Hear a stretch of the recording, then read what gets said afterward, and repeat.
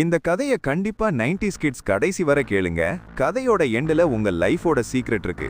கதைக்கு போக முன்னாடி நம்ம சேனலுக்கு சப்ஸ்கிரைப் பண்ணாதவங்க சப்ஸ்கிரைப் பண்ணிட்டு வாங்க. கதைக்கு போகலாம். இரவு நேரம். ஒரு சிறிய கிராமத்தில் ராம் என்ற இளைஞன் தனியாக ஒரு பழைய கைவிடப்பட்ட வீட்டை நோக்கி நடக்கிறான். அந்த வீடு பல ஆண்டுகளாக பேய் வீடு என்று பெயர் பெற்றது. காற்றுச் சத்தம், இலைகள் சரசரக்கும் சத்தம் மட்டுமே. ராம் தைரியமாக கதவை திறக்கிறான். வீட்டுக்குள் நுழைந்ததும் இருள் சூழ்ந்திருந்தது. பழைய மரச்சாமான்கள், தூசி படிந்த சுவர்கள். ராம் டார்ச் லைட் போட்டு பார்க்கிறான்.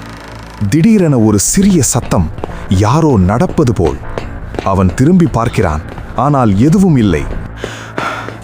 ராம் மேலே செல்லும் படிக்கட்டுகளை ஏறுகிறான். ஒவ்வொரு அடியும் கிரீச் என்று சத்தம் போடுகிறது. மேலே ஒரு அறையில் பழைய படம் ஒன்று சுவரில் தொங்குகிறது. அதில் ஒரு பெண்ணின் முகம், ஆனால் கண்கள் வெள்ளையாக இருந்தன.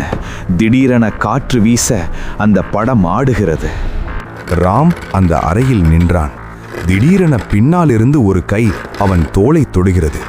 திரும்பி பார்க்க அந்த படத்தில் இருந்த பெண் உயிருடன் நிற்கிறாள். முகம் வெளிரி, இரத்த கண்கள்.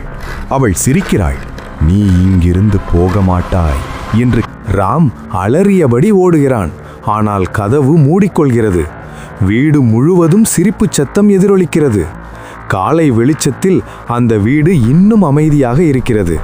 ஆனால் ராம் எங்கே போனான்? யாருக்கும் தெரியாது. ஆமா, யாருக்கும் தெரியாது.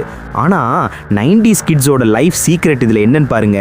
இப்படி யார் கதை சொன்னாலும் அப்பாவியா குழந்தை மாதிரி கதை கேட்டுட்டே இருந்தனால தான் குழந்தையா இருக்கிற 20 கிட்ஸுக்கு கூட கல்யாணம் ஆகுது.